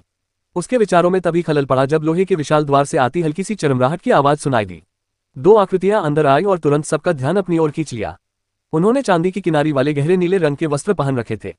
एक पुरुष और एक स्त्री। वे दोनों अधेड़ उम्र के लग रहे थे। उनके आने से अखाड़ा शांत तो नहीं हुआ, लेकिन माहौल में बदलाव जरूर आ गया। फुसफुसाहटें और भी उत्सुक हो गईं। हलचल धीमी हो गई। जो लोग बिना सोचे समझे बातें कर रहे थे वे भी अब अपनी सीटों पर सीधे होकर बैठ गए। माइकल थोड़ा आगे झुककर उन्हें देखने लगा। फिर भी कुछ भी शुरू नहीं हुआ। बस और इंतजार करना पड़ेगा। आखिरकार उसके बगल में रेन हिलने लगा। क्या तुम्हें लगता है कि वे इसलिए टालमटोल कर रहे हैं क्योंकि वे तैयार नहीं हैं? उसने बुदबुदाते हुए कहा। माइकल ने कोई जवाब नहीं दिया। हालांकि उसे खुद भी कुछ संदेह थे। उनमें से एक कारण उनके आसपास मौजूद युवाओं की संख्या से संबंधित था। नीले वस्त्र पहने अधेड़ उम्र की महिला अंततः आगे बढ़ी और चुप रहने का इशारा करते हुए अपना हाथ उठाया। उनकी उपस्थिति मात्र से ही सबका ध्यान आकर्षित हो जाता था, और यद्यपि शोर पूरी तरह से गायब नहीं हुआ, लेकिन इतना कम हो गया कि उनकी आवाज खुले मैदान में सुनाई दे सके। आप सभी का स्वागत है, उन्होंने स्पष्ट और अधिकारपूर्ण स्वर में कहना शुरू किया। उनकी आवाज बिना चिल्लाए ही विशाल स्थान में गूंज रही थी। ड्यूक ऑफ एवरमून की ओर से मैं आप सभी का चयन के प्रथम दौर में स्वागत करती हूँ। माइकल की आंखें तेज हो गईं। आखिरकार इसके बाद उन्होंने औपचारिकताओं में पड़ने की जहमत नहीं उठाई। उनकी निगाहें बैठे हुए युवाओं की भीड़ पर एक तेज धार की तरह घूम गईं। चूंकि आप यहाँ हैं तो मुझे लगता है कि आप में से अधिकांश को इस आयोजन के बारे में कुछ न कुछ जानकारी तो होगी ही। मैं हर छोटी मोटी बात समझाने में आपका समय बर्बाद नहीं करूंगी। आप कुछ चाहते हैं और उसे पाने के लिए आपको खुद को साबित करना होगा। वह कुछ पल के लिए रुकी, शब्दों को समझने का प्रयास करती रही। हालांकि उसने कठोर स्वर में कहा, आप में से कुछ लोग या तो सबसे बुनियादी आवश्यकताओं से अनभिज्ञ प्रतीत होते हैं, या इससे भी बदतर उन्होंने जानबूझकर उनकी अनदेखी करने का विकल्प चुना है। फुसफुसाहटें फिर से तेज हो गईं। माइकल ने देखा कि लोग सिर घुमा रहे थे, एक दूसरे को देख रहे थे, कुछ के चेहरे भ्रम या सच्चाई के एहसास से बिगड़ रहे थे। स्पष्टता के लिए मैं इन्हें दोहरा देती हूँ, महिला ने कहा। पहली बात, सभी प्रतिभागियों की आयु 18 से 25 वर्ष के बीच होनी चाहिए। एक पल का सन्नाटा। उन्होंने आगे कहा, हालांकि एक अपवाद है। ड्यूक ने 18 वर्ष से कम आयु के लोगों को भी भाग लेने की अनुमति दी है। हालांकि यह बिल्कुल स्पष्ट कर देना चाहिए कि आधिकारिक न्यूनतम आयु से कम आयु के लोगों को किसी भी प्रकार के पुरस्कार की अपेक्षा नहीं करनी चाहिए। यदि आप स्वयं को परखने या अंदर से दर्शक बनने के लिए यहाँ आए हैं तो आप रुक सकते हैं। माइकल के बगल में खड़े रेन ने भौहें चढ़ाते हुए कहा, तो मूलतः बच्चों को काल्पनिक खेल खेलने की अनुमति है। माइकल ने कोई जवाब नहीं दिया, लेकिन महिला के अगले शब्दों ने उसके विचारों को प्रतिध्वनित कर दिया। 25 वर्ष से अधिक आयु के वे लोग जिन्होंने इस क्षेत्र में कदम रखने का साहस किया, उनकी आवाज ठंडी और तीखी हो गई। यहाँ से चले जाओ तुरंत, वरना अंजाम भुगतना पड़ेगा। माइकल ने देखा कि कई लोग अकड़ गए। कुछ लोग तो हिचकिचाते हुए अपनी सीटों से उठे, उनके चेहरे पीले पड़ गए थे। महिला ने लापरवाही से इशारा किया और बख्तरबंद गार्डों का एक समूह मैदान में फैलना शुरू हो गया। उनके चेहरे एकदम भावहीन थे। उन्होंने कहा, कोई अपवाद नहीं। अखाड़े में तनाव बढ़ता गया। पश्चिमी किनारे के पास खड़े दो अधेड़ उम्र के युवकों ने बहस करने की कोशिश की, लेकिन गार्डों ने बिना कुछ कहे उन्हें जबरदस्ती वहां से हटा दिया। संदेश स्पष्ट था। संक्षिप्त शुद्धि प्रक्रिया पूरी होने के बाद महिला ने अपने हाथ पीठ पीछे बांध लिए। अब जब यह मामला सुलझ गया है, शायद, उसने एक रहस्यमयी मुस्कान के साथ कहा, जिसे केवल तेज नजर वाले ही देख सकते थे, चलिए शुरू करते हैं। वह एक तरफ हट गई और नीले वस्त्र पहने वह व्यक्ति जो अब तक चुप रहा था, आखिरकार बोला। नीली वर्दी पहने वह व्यक्ति सधे हुए अंदाज में आगे बढ़ा। उसकी निगाहें मैदान को एक आलोचनात्मक नजर से देख रही थी, जिससे कई प्रतिभागी असहज महसूस करने लगे। जब उसने आखिरकार बोलना शुरू किया तो उसकी आवाज मधुर और दृढ़ थी। उसमें एक सूक्ष्म तीखापन था जो सबका ध्यान खींच रहा था। जैसा कि लेडी सेरेल ने स्पष्ट किया है, आयु की आवश्यकता कई मानदंडों में से पहला है। अगला मानदंड शायद और भी महत्वपूर्ण है, शक्ति। वह रुका। वास्तविक रूप से विचार किए जाने के योग्य होने के लिए आपको कम से कम एक मध्यम श्रेणी का जादूगर या शूरवीर होना चाहिए। दर्शक दीर्घा में हल्की फुसफुसाहट की लहर दौड़ गई। कुछ ने अपने पड़ोसियों की ओर देखा, कुछ असहज होकर इधर उधर हिलने लगे। अनकही सच्चाई तेजी से सबके मन में बैठ रही थी। इस मामले में कोई नरमी नहीं बरती जाएगी, उन्होंने कठोर स्वर में कहा। इस तरह की प्रतियोगिता में पर्याप्त ताकत के बिना आप बिल्कुल बेकार हैं। यदि आप इस मानदंड को पूरा नहीं करते हैं तो मेरा सुझाव है कि आप अभी चले जाएं। माइकल के बगल में खड़े रेन ने धीमी सी आह भरी और हाथ बांध लिए। उसने बुदबुदाते हुए कहा, उन सभी बेचारे बच्चों को शुभकामनाएं जिन्होंने सोचा था कि उन्हें मौका मिलेगा। माइकल चुप रहा। पहले आधिकारिक परीक्षण में उस व्यक्ति ने आगे कहा, 100 युवक एक टीम के रूप में मैदान में उतरेंगे। आपका काम सरल है, मिलकर 10 मध्यम श्रेणी के राक्षसों को हराना है। इसका असर तुरंत हुआ। पूरे स्टेडियम में आक्रोश जंगल की आग की तरह फैल गया। क्या 10 एक साथ? ये तो पागलपन है। उस व्यक्ति की प्रतिक्रिया तत्काल थी। उसने एक हाथ उठाया और ऊर्जा की एक सूक्ष्म तरंग उत्पन्न की। मौन। वातावरण में तनाव अचानक बढ़ जाने से हंगामा थम गया। बातचीत बीच वाक्यों में ही रुक गई। यह कोई आक्रामक माहौल नहीं था, लेकिन इसने भीड़ को शांत करने के लिए पर्याप्त दबाव जरूर डाला। माइकल जरा भी नहीं हिचका। उसके लिए तो ये हवा के झोंके जैसा था। उस आदमी की आंखें सिकुड़ गई। उसकी आवाज अब और भी तीखी हो गई। क्या तुम्हें लगा कि यह कोई खेल है? कोई मेले की प्रतियोगिता? तुम यहाँ ड्यूक ऑफ एवरमून से इनाम पाने आए हो। ये इनाम आसानी से नहीं मिलेंगे। उन्होंने कुछ देर चुप्पी साधे रखी और फिर बोलना शुरू किया, अगर आपको मौत से डर लगता है तो आपके पास जाने के लिए अभी भी 3 मिनट है। इसमें शर्म की कोई बात नहीं है, लेकिन एक बार मुकदमा शुरू हो जाए तो वह दरवाजा बंद हो जाएगा। कई लोगों ने बाहर निकलने की ओर देखा, कुछ हिचकिचाए, कुछ खड़े रहे। जब ये स्पष्ट हो गया कि वह आदमी झूठ नहीं बोल रहा था तो दर्जनों और लोग उनके साथ शामिल हो गए। जाते हुए कदमों की गूंज स्टैंड्स में फैल गई, लेकिन माइकल हिला तक नहीं। रेन ने भी ऐसा नहीं किया, और वे दोनों अकेले नहीं थे। फिर भी उसके बाद स्टेडियम काफी खाली दिखाई दिया। आखिरी समूह के चले जाने के बाद उस व्यक्ति ने संतुष्टि से सिर हिलाया। अब सुनो, अब जब ये सब हो गया है तो मैं एक बात स्पष्ट कर दूं। उसकी आवाज फिर से शांत हो गई, लेकिन उसमें चालाकी का हल्का सा भाव था। हालांकि यह कदम खतरनाक है, लेकिन आप अकेले नहीं हैं। लेडी सेरिल और मैं इस कार्यक्रम की निगरानी करेंगे। अगर कुछ भी अस्वीकार्य होने वाला है तो हम हस्तक्षेप करेंगे। वह थोड़ी देर रुका, फिर हल्की मुस्कान के साथ बोला, हालांकि अगर हमें आपको बचाने के लिए हस्तक्षेप करना पड़ा तो इसे स्वतः योग्यता समझ लेना। ताकत का मतलब है बिना किसी संरक्षक के जीवित रहना। इस पर माइकल के होंठ हल्के से फड़क उठे। कमीने कमीने, रेन ने उसके बगल में फुसफुसाते हुए कहा। माइकल ने सहमति में बहुत धीमी सी सांस छोड़ी। उस व्यक्ति का चेहरा शांत और लगभग उतावला सा था। अगर आप में से कोई भी यह मानता है कि ड्यूक दान की तरह उपकरण या पुरस्कार बांटेंगे तो शायद बेहतर होगा कि आप अभी चले जाएं। आपको यहां आने के लिए मजबूर नहीं किया गया था। दर्शकों में हलचल हुई, पैरों का हिलना डुलना, तिरछी निगाहें, दबी हुई फुसफुसाहट, लेकिन बात किसी बड़े हंगामे में नहीं बदली। सभी लोग इसका मतलब समझ गए थे। कुछ और लोगों के चले जाने के बाद उस व्यक्ति ने कुछ क्षण रुककर फिर से हाथ उठाया। तो चलिए, कुछ ही मिनटों में पहला परीक्षण शुरू हो जाएगा। प्रतिभागियों की संख्या कम होने के कारण हमें ये पुष्टि करनी होगी कि कौन कौन भाग ले रहा है। इसके बाद की प्रक्रिया धीमी और सुनियोजित थी। एक एक करके नंबर टैग की जांच की गई। एक बार फिर उन्हें वही अधेड़ उम्र का आदमी और लाल वस्त्र पहने युवक दिखाई दिए जो पहले दिखाई दिए थे। दोनों ने बिना किसी भाव के सिर हिलाया और आगे बढ़ गए। पूरी प्रक्रिया को पूरा होने में लगभग आधा घंटा लग गया। अंतिम प्रतिभागी की रिकॉर्डिंग के बाद उद्घोषक ने फिर से बोलना शुरू किया। हमारे पास अब कुल 1033 प्रतिभागी हैं। हालांकि जैसा कि पहले बताया गया था, केवल 100 ही अगले चरण में जाएंगे। इसका मतलब है कि आप में से 33 लोग इस दौर को पास कर लेंगे, अगर आप भाग्यशाली रहे तो। उनके शब्दों के बाद गहरा सन्नाटा छा गया। अधेड़ उम्र का वह व्यक्ति एक बार फिर आगे बढ़ा, उसके हाथ उसकी पीठ के पीछे बंधे हुए थे। पहला परीक्षण अब शुरू होता है, उसने स्थिर और ठंडी आवाज में घोषणा की। यदि आपका नंबर पुकारा जाए तो मंच पर आगे बढ़ें। इसके बाद नंबर पुकारे जाने लगे। 023, 114, 298, 306। गिनती जारी रही और हर गिनती पर भीड़ में फुसफुसाहट या हैरानी भरी आवाजें सुनाई दे रही थी। एक एक करके युवक खड़े होने लगे और केंद्रीय मंच की ओर बढ़ने लगे। कुछ की आंखों में घबराहट थी तो कुछ आत्मविश्वास से भरे हुए थे। सूची आगे बढ़ती रही और माइकल इसे ध्यान से देखता रहा।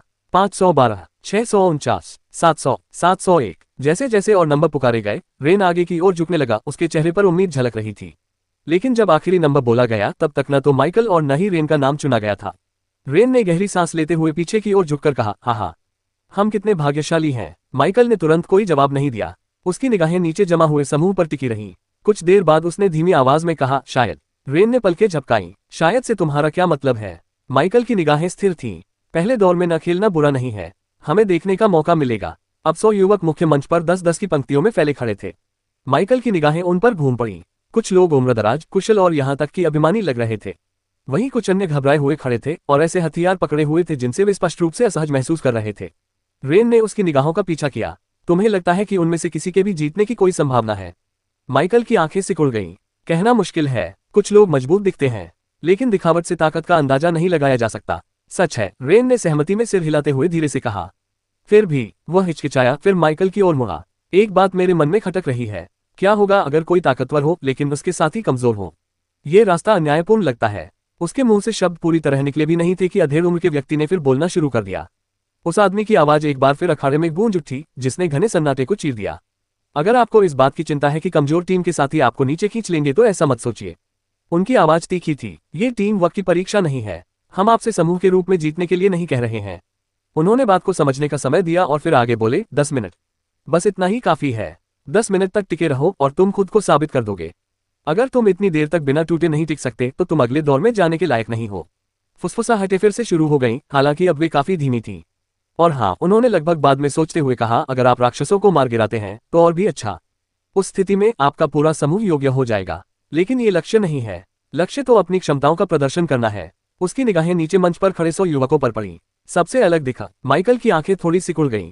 अब उसे बात समझ आ गई थी। ये सिर्फ लड़ाई झगड़े के बारे में नहीं था, ये प्रदर्शन के बारे में था। उन्हें बस ये साबित करना था कि नहीं, उन्हें बस दिखाना था। हाँ, यही वह शब्द था। उन्हें कम से कम मध्यवर्ती स्तर की क्षमताएं प्रदर्शित करने की आवश्यकता थी। यदि ऐसा है तो इसे वास्तव में ये पता लगाना चाहिए कि किसके पास अपेक्षित शारीरिक क्षमता थी। अगर कोई उस राक्षस को जल्दी से मारने में कामयाब हो जाता है तो बाकी लोगों के लिए ये सौभाग्य की बात होगी कि उनके पास एक या दो अच्छे साथी थे। हालांकि मुकदमे की कार्यवाही के तरीके ने माइकल के मन में अभी भी कुछ संदेह पैदा कर दिया था। उस अधेड़ उम्र के व्यक्ति द्वारा पहले इस्तेमाल की गई चालों के आधार पर, जैसे कि चुपके से लोगों को अखाड़े से बाहर भेजना और दूसरों को चतुराई से पीछे हटने के लिए प्रेरित करना, ऐसा लग रहा था कि वे जानबूझकर प्रतिभागियों की संख्या कम करने की कोशिश कर रहे थे। अगर इसका कारण आवेदकों की अत्यधिक संख्या होती तो ये बात समझ में आती, लेकिन माइकल को विश्वास नहीं था कि यही एकमात्र कारण हो सकता है। उन्हें इस बात पर कोई संदेह नहीं था कि यह एक कारण था, बस एकमात्र कारण नहीं था। असली मुद्दा प्रतियोगिता के स्वरूप में ही निहित था। पुरस्कार की एक बड़ी राशि ड्यूक की बेटी का हाथ थी। यहां तक कि विस्काउंट की उपाधि की पेशकश को भी नजरअंदाज करते हुए माइकल को विश्वास नहीं हो रहा था कि राजकुमारी को बहुत सारे दूल्हों का समर्थन नहीं मिलेगा। लेकिन क्या ड्यूक सचमुच इसकी अनुमति देंगे? क्या वे इस संभावना को स्वीकार करेंगे कि कोई भी अनजान व्यक्ति उनकी बेटी को अपना बना ले? माइकल को इस पर संदेह था। भले ही ड्यूक अपनी बेटी से नफरत करता हो, फिर भी वह उसके चेहरे, उसके गौरव और उसकी राजनीतिक स्थिति से जुड़ी हुई थी। मैजलियान के साथ अपनी कई चर्चाओं से, हालांकि महान जादूगर ने कभी इसे सीधे तौर पर नहीं कहा, माइकल ने सच्चाई को जोड़ तोड़कर यह निष्कर्ष निकाला था, ये प्रतियोगिता किसी प्रकार की राजनीतिक चाल थी। यह पूरी तरह संभव था कि विजेता का चयन पर्दे के पीछे पहले ही हो चुका हो। मुझे सावधान रहना चाहिए, कहीं ऐसा ना हो कि मुझे बिना किसी कारण के अयोग्य घोषित कर दिया जाए। माइकल को ड्यूक की बेटी में कोई दिलचस्पी नहीं थी और उसने सोचा कि जब तक वह ये बात स्पष्ट कर देगा तब तक वह सुरक्षित रहेगा, और अगर फिर भी कुछ गड़बड़ हो जाती तो उसके पीछे एक महान जादूगर मौजूद था। बहरहाल, भले ही माइकल खुद को गहरे राजनीतिक दांव पेचों में उलझा रहा हो, लेकिन वह ज्यादा चिंतित नहीं था। कुछ ही दिनों में उसे इस राज्य या इसके लोगों से उस तरह डरने की जरूरत नहीं होगी जिस तरह वह अभी डरता है। तब तक भले ही वह मनमानी करते हुए मनमाने ढंग से घूम न सके, कम से कम उसे अपनी शर्तों पर कार्य करने की स्वतंत्रता तो होगी। फिलहाल वह केवल एक महान जादूगर के साथ संबंध बनाए रखना चाहता था, जब तक कि वह संबंध उसके लिए उपयोगी साबित न हो। चयनित 100 प्रतिभागी विशाल पत्थर के चबूतरे पर खड़े थे और 10-10 लोगों का प्रत्येक समूह सहज रूप से घनिष्ठ समूहों में एकत्रित हो गया। शुरू में ये सहज और स्वाभाविक था। लोग उन लोगों की ओर आकर्षित होते थे जो मजबूत या परिचित दिखते थे। वे जल्दी जल्दी फुसफुसा रहे थे, उनकी निगाहें चेहरों के बीच घूम रही थी। वे सहयोगियों और खतरों दोनों का आकलन करने की कोशिश कर रहे थे। कुछ लोग तो घबराकर हंस भी पड़े। ये स्पष्ट था कि कई लोगों का मानना था कि उनकी संख्या ही उनकी ताकत होगी। 10 लोग मिलकर एक राक्षस का मुकाबला कैसे कर सकते हैं? ये संभव लग रहा था, लेकिन वास्तविकता उस क्षण चकनाचूर हो गई जब अखाड़े के चारों कोनों पर बनी जालीदार दीवारें धातु के घिसने की चीख के साथ चटक गईं। भेड़िए बाहर आ गए। ये कोई साधारण भेड़िए नहीं थे, ये जानवर विशालकाय थे। सामान्य भेड़ियों से दोगुने आकार के, गहरे स्टील ग्रे रंग के फर और नुकीले दांतों वाले थे। उनके शरीर दुबले पतले और बेहद पतले थे, मानो केवल गति और नरसंहार के लिए बने हों। उनकी आंखें ठंडी नीली रोशनी से चमक रही थीं, जो सबसे साहसी प्रतिभागियों को भी कपकपा देती थी। जैसे ही द्वार खुले, उन्होंने जरा भी संकोच नहीं किया। तेज गति से दौड़ते हुए भेड़िए आगे की ओर कूदे और जीवित मिसाइलों की तरह युवाओं के अव्यवस्थित समूहों पर टूट पड़े। चीख पुकार गूंज उठी। हथियार देर से निकाले गए। समूहों ने अभी ठीक से अपनी स्थिति भी नहीं संभाली थी कि भेड़िए पहले ही उनके बीच आ चुके थे। एक युवक को तुरंत पकड़ लिया गया और चीखने से पहले ही उसकी बांह बुरी तरह से घायल हो गई। एक अन्य व्यक्ति समय रहते पीछे की ओर लुढ़क गया और नुकीले दांतों के उसके गले पर बंद होने से बच गया। एक लड़की चीख पड़ी जब एक जानवर ने उसकी ढाल पर जोरदार प्रहार किया, जिससे वह उड़कर दूसरे समूह में जा गिरी। संख्या को शक्ति के बराबर मानने की धारणा पल भर में चकनाचूर हो गई। लेकिन सब कुछ खत्म नहीं हुआ था। कुछ समूहों ने अच्छी प्रतिक्रिया दी। 2 जुड़वां भालाधारियों ने समन्वित रक्षात्मक कार्रवाई करते हुए भेड़ियों में से एक को खदेड़ दिया। एक अन्य समूह में तलवार चलाने वाला एक ऐसा व्यक्ति था जिसके पैरों की फुर्ती अद्भुत थी। वह जोड़ों पर वार करते हुए एक दूसरे के हमलों के बीच से निकलता हुआ आगे बढ़ता था। फिर भी उनके नीचे मौजूद सफेद पत्थर पर खून के धब्बे पड़ने लगे। निर्णायक की कुर्सी पर बैठे नीले वस्त्रधारी पर्यवेक्षक ध्यानपूर्वक देख रहे थे। उनके चेहरे भावहीन थे, हाथ बस हल्के से हिल रहे थे, लेकिन उन्होंने कोई हस्तक्षेप नहीं किया। अभी तक नहीं। माइकल आगे की ओर झुका, उसकी निगाहें नीचे मची अफरा तफरी पर टिकी हुई थीं। वे तेज हैं, रेन ने धीमी आवाज में बुदबुदाया। माइकल ने हल्के से सिर हिलाया। और होशियार भी। दरअसल भेड़िए बेसुध जानवरों की तरह व्यवहार नहीं कर रहे थे। वे अपने लक्ष्यों के बीच से तेजी से निकलते और उन्हें चकमा देते हुए आगे बढ़ते थे, कभी भी जरूरत से ज्यादा जोखिम नहीं लेते थे। ऐसा प्रतीत होता था कि वे प्रत्येक समूह का त्वरित आकलन करते थे और सबसे कमजोर समूह को भयावह सटीकता के साथ निशाना बनाते थे। लेकिन सबसे बुरी बात रफ्तार नहीं थी, यहाँ तक कि उसकी क्रूरता भी नहीं थी। ये समन्वय की बात थी। भेड़ियों के बीच मिलकर काम करने के खिलाफ कोई नियम नहीं था। जब एक समूह लड़खड़ा जाता था तो दूसरा भेड़िया अपने साथियों की मदद के लिए झपट्टा मारता था। इसका असर तुरंत देखने को मिला। जहां भी 2 भेड़िए आपस में भिड़ गए, वहां समूह का सामंजस्य टूट गया। फिर भी चमत्कारिक रूप से अभी तक किसी को भी अयोग्य घोषित नहीं किया गया था। चोटें बढ़ती गईं, हाथ पैर खून से लथपथ थे, चेहरे दहशत से पीले पड़ गए थे, लेकिन कोई भी इतना असहाय नहीं हुआ था कि नीले वस्त्रधारी पर्यवेक्षक हिल सके। कम से कम अभी तो नहीं। नीचे युद्ध क्षेत्र की स्थिति बदल चुकी थी। जो समूह अनुकूलन करने में विफल रहे, वे स्पष्ट रूप से पतन के कगार पर थे। एक लड़का अपना हथियार गिराकर गोल गोल दौड़ने लगा और चिल्लाने लगा, क्योंकि एक भेड़िया आलस भरे चापों में उसका पीछा कर रहा था। एक अन्य प्रतिभागी पूरी तरह से जम गया था, उसकी आंखें चौड़ी हो गई थीं और हाथ कांप रहे थे क्योंकि वह उस अफरा तफरी के बीच खड़ा था। मंच पर एक हल्की सी चमक दिखाई दी और न्यायाधीशों की सीट के सबसे नजदीक नीले वस्त्र पहने पर्यवेक्षक गायब हो गया। एक पल बाद चीखता हुआ लड़का नीली रोशनी की एक चमक में गायब हो गया। अयोग्य घोषित। ऐसा लगा जैसे अचानक कोई स्विच ऑन कर दिया गया हो। पहले प्रतिभागी के बाहर होते ही पूरे मैदान में दबाव बढ़ गया। कुछ ने और भी जोरदार संघर्ष किया, कुछ टूट गए, लेकिन एक बात स्पष्ट हो गई, कोई भी अगला नंबर नहीं चाहता था। कई और समूह लड़खड़ा गए, एक और युवक लापता हो गया, फिर एक और, फिर भी शेष प्रतिभागियों ने बढ़ते दृढ़ संकल्प के साथ संघर्ष किया। धीरे धीरे परिस्थिति बदलने लगी। एक समूह, जिसका नेतृत्व आग की लपटों जैसे बालों वाली एक लड़की कर रही थी, ने अपने हमलों को त्रुटिहीन रूप से समन्वित किया। उसके अग्नि मंत्रों ने अखाड़े को रोशन कर दिया, फर्श पर पिघली हुई लकीरें बना दी, जबकि उसके साथियों ने पीछे से हमला किया। 8 मिनट बीतने तक उनका भेड़िया झुलसकर बेजान पड़ा था। जहां तक इस बात का सवाल है कि लड़कियां भी विवाह प्रतियोगिता में क्यों भाग ले रही थीं, यह माइकल की समझ से परे था। हालांकि अन्य समूह इतने साफ सुथरे नहीं थे। एक समूह ने भेड़िए को भाले से मारे जाने से पहले अपने 4 सदस्यों को खो दिया, जिससे शेष 6 लोग होंठे और खून से लथपथ रह गए, लेकिन जीवित बचे। जब 10 मिनट बीत गए, तब तक मूल 100 युवकों में से केवल 20 ही सीधे खड़े थे और उन्हें कोई चोट नहीं आई थी।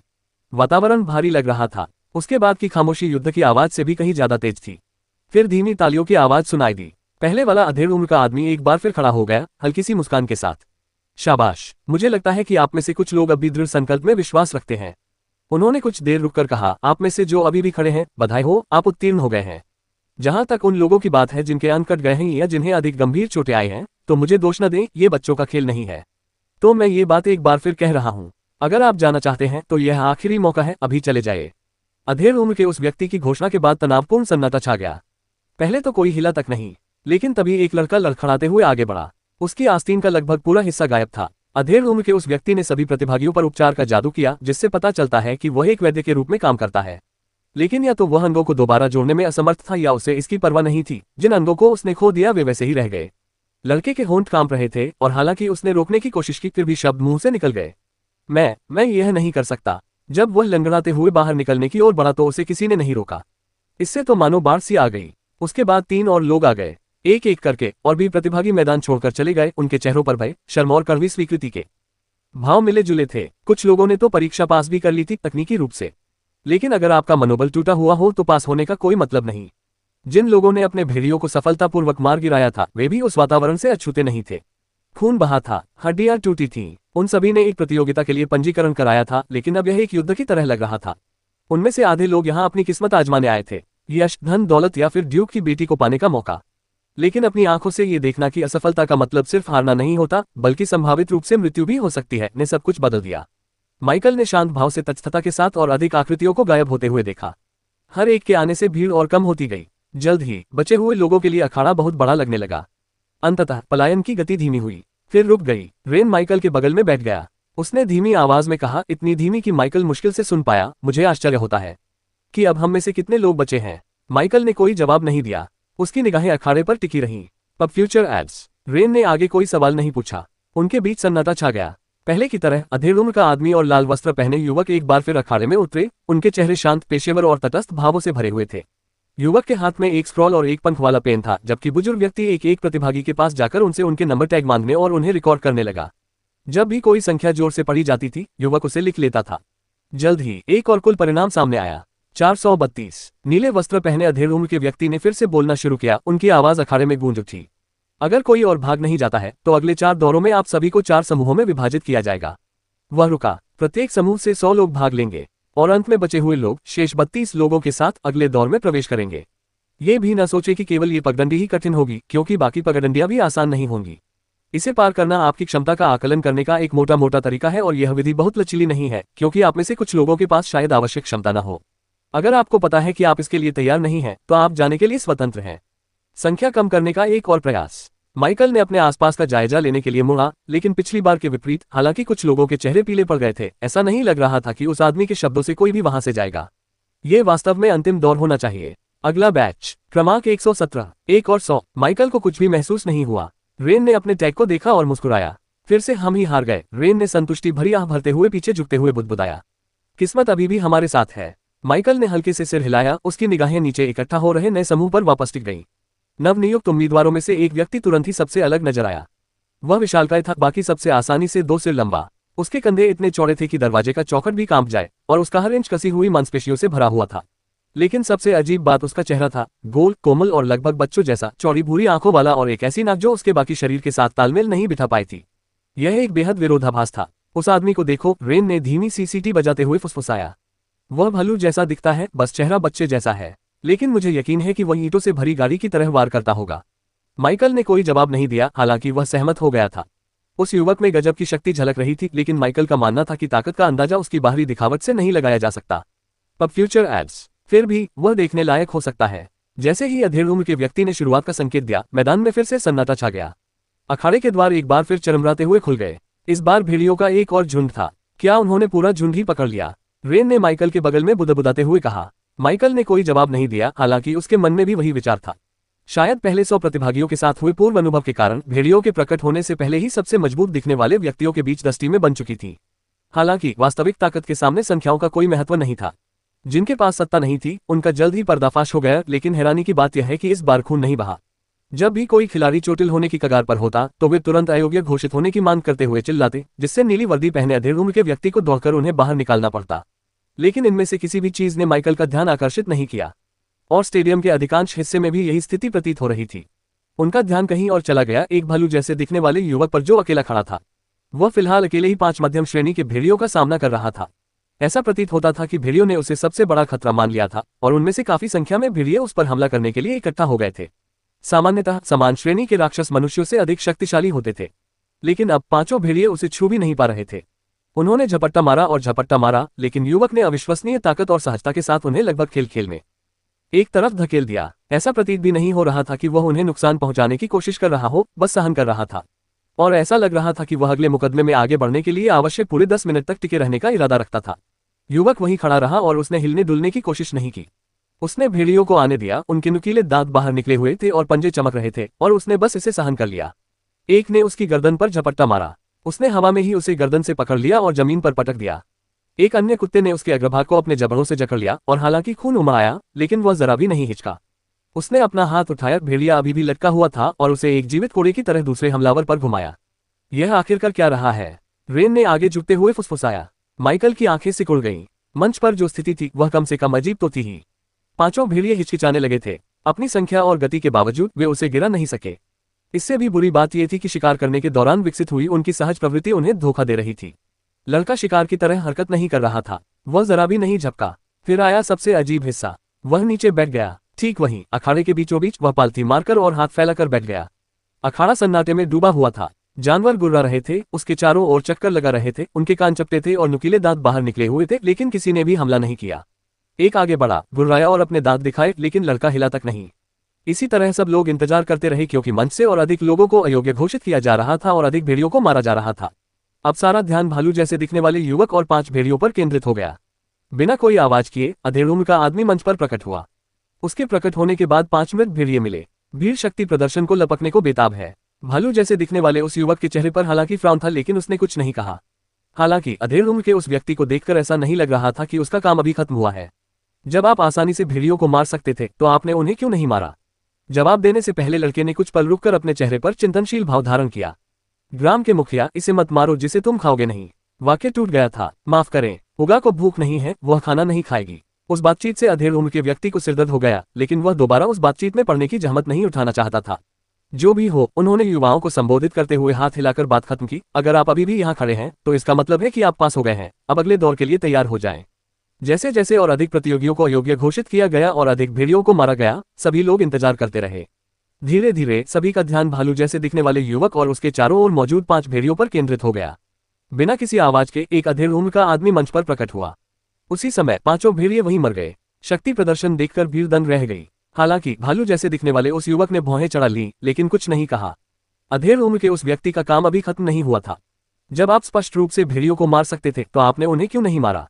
जवाब देने से पहले लड़का कुछ देर रुका। उसके चेहरे पर चिंतनशील भाव थे। ग्राम मुखिया, अगर खा नहीं रहे हो तो मारो मत। वाक्य खंडित था। माफ करें, उगा को भूख नहीं है, वह खाना नहीं खाएगी। इस प्रतिक्रिया से अधेड़ उम्र के व्यक्ति को सिरदर्द हो गया, लेकिन उसने इस मामले को आगे न बढ़ाने का फैसला किया। जो भी हो, उसने हाथ हिलाकर बात को टालते हुए कहा और फिर बाकी युवकों की ओर मुड़ गया। अगर आप अभी भी यहाँ खड़े हैं, तो इसका मतलब है कि आप पास हो गए हैं। अब अगले दौर के लिए तैयार हो जाइए। अगली संख्याओं को पुकारा गया। संख्या 204, 206, 207। माइकल ने आखिरी नंबर सुनने तक उन आवाजों पर मुश्किल से ही ध्यान दिया। रेन जम गया। उसका हाथ धीरे धीरे उसकी छाती पर लगे टैग की ओर बढ़ा। उसके चेहरे का रंग उड़ गया। वो मैं ही हूँ, उसने फुसफुसाते हुए कहा, जो भीड़ में फैल रही धीमी फुसफुसाहट के बीच मुश्किल से सुनाई दे रहा था। फिर उसने माइकल की ओर देखा। उसकी आंखें चौड़ी और दयनीय थीं, मानो कोई व्यक्ति फांसी के तख्ते की ओर जा रहा हो। अगर मैं वापस न लौटूं तो मेरी माँ को बता देना कि मैं बहादुरी से मरा, और यह भी कि मुझे उस बेकर की बेटी को चूमने का मौका न मिलने का अफसोस है। माइकल ने अपनी भौहें ऊपर उठाईं। रेन ने अपना कंधा पकड़ लिया। और हाँ, अगर मैं मर जाऊं और तुम बच जाओ तो मेरी तलवार का ख्याल रखना, लेकिन इसे किसी को भी मत देना, ठीक है? ध्यान रखना कि उसका नाम अच्छा हो या कम से कम उसके बाल अच्छे हों। माइकल के चेहरे के भाव में कोई बदलाव नहीं आया, एक हल्की सी मुस्कान भी नहीं, कुछ भी नहीं। हे भगवान, तुम कितने निर्दयी हो। रेन ने नाटकीय अंदाज में आह भरी और झुके हुए कंधों के साथ अखाड़े की ओर चल पड़ा, मानो वह अपने ही अंतिम संस्कार में शामिल हो रहा हो। माइकल ने ठंडी निगाहों से उसे जाते हुए देखा। उसे इस नाटक पर जरा भी विश्वास नहीं हुआ।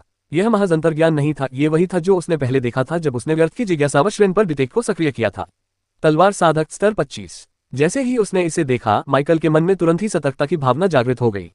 सवाल यह नहीं था कि रेन बच पाएगा या नहीं, वह यहाँ यही कर रहा था। और उसने खास तौर पर माइकल से दोस्ती करने का फैसला क्यों किया था? क्या यह महज एक संयोग था या जानबूझकर किया गया था? फिर भी उन्होंने कुछ नहीं कहा। नीचे अखाड़े के द्वार चरमराते हुए खुले। भेड़ियों की जानी पहचानी धीमी गुर्राहट खुले मैदान में गूंज उठी। अधेड़ उम्र का आदमी और लाल कपड़े पहने युवक पीछे हट गए। एक और मुकदमा शुरू होने वाला था। रेन समूह के किनारे पर खड़ा था, उसके कंधे अभी भी झुके हुए थे, उसकी लकड़ी की तलवार अजीब तरह से उसकी कमर से लटक रही थी, मानो वह उसकी न हो। कुछ अन्य लोग टीमें बनाने के लिए आगे बढ़े, लेकिन रेन बस एक तरफ खिसक गया और घबराकर इधर उधर देखने लगा, मानो किसी के पीछे छिपने की कोशिश कर रहा हो। भेड़ियों ने झपट्टा मारा। कुछ ही सेकंडों में खून बहने लगा जब एक युवक को पकड़कर घसीटा गया। उसने अयोग्यता की मांग करते हुए चीख पुकार मचाई। नीले वस्त्रधारी व्यक्ति प्रकट हुआ और उसे झट से अपने साथ ले गया, लेकिन इससे पहले कि भेड़िए के पंजों ने उसकी टांग पर 4 गहरे घाव कर दिए थे। बाकी लोग तुरंत जवाब देने के लिए जुट गए। दूसरी ओर रेन पूरी तरह से स्थिर खड़ा रहा। एक भेड़िए ने उसे देख लिया। वह झपटा तेजी से और नीचे की ओर दांत दिखाते हुए। रेन चौंक गया, फिर हिल गया। उसकी तलवार पलक झपकते ही गायब हो गई। कुछ ही पल बाद भेड़िए का शरीर जमीन पर गिरा, जो पूरी तरह से चीर गया था। पूरा स्टेडियम थमसा गया। रेन ने लाश की ओर देखा, पलकें झपकाईं और फिर शर्मिंदगी से अपनी गर्दन के पीछे हाथ फेरा। अरे नहीं, उसने धीमी आवाज में कहा, इतनी धीमी कि आसपास के लोग भी सुन सके। शुरुआती किस्मत। माइकल ने नाक सिकोड़ी। यह संयोग नहीं था। जिस क्षण रेन ने भेड़िए को मार गिराया, सब कुछ बदल गया। कई युवक घबराए हुए और हताश होकर उसकी ओर देखने लगे। सुरक्षा, यही उन्हें चाहिए था और रेन उन्हें सबसे अच्छा विकल्प लग रहा था। पहले तो ऐसा लगा कि रेन भी भागने वाला है। उसका शरीर तनावग्रस्त था, उसके पैर भागने के रास्ते की ओर आधे मुड़े हुए थे। एक लड़की लड़खड़ाते हुए उसके बगल में आकर बैठ गई, उसके हाथों से खून बह रहा था। 2 और लोग अपने घायल दोस्त को घसीटते हुए उसके पीछे आए। भेड़िए भी ज्यादा दूर नहीं थे, दरअसल वे ही उन दरिंदों को सीधे उसके पास ले आए। दृढ़ निश्चय के साथ रेन ने अपनी लकड़ी की तलवार फिर से उठाए।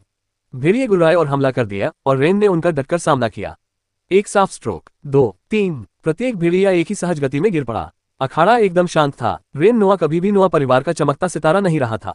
लायनहॉट साम्राज्य के सुदूर बाहरी इलाके में एक छोटे से बैरन के तीसरे बेटे के रूप में जन्मे रेन का जीवन हमेशा शांत, घटनाहीन, साधारण रहा था। नूह वंश के लोग कुलीन थे। उन्हें यह उपाधि पीढ़ियों पहले तब मिली थी जब उनके किसी पूर्वज ने एक लंबे समय से भुला दिए गए युद्ध में कोई वीरतापूर्ण कार्य किया था। तब से वे सीमावर्ती इलाकों में रहते आए हैं, गेहूं के खेतों का प्रबंधन करते हुए और गुमनामी में जीवन व्यतीत करते हुए।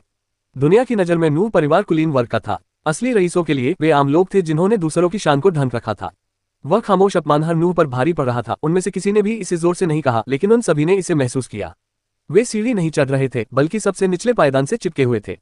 और रेन, वह इस बात को किसी और से बेहतर समझता था। उनके बड़े भाई का गणित और व्यापार में असाधारण दिमाग था और वे पहले से ही अधिकांश संपत्ति का प्रबंधन कर रहे थे।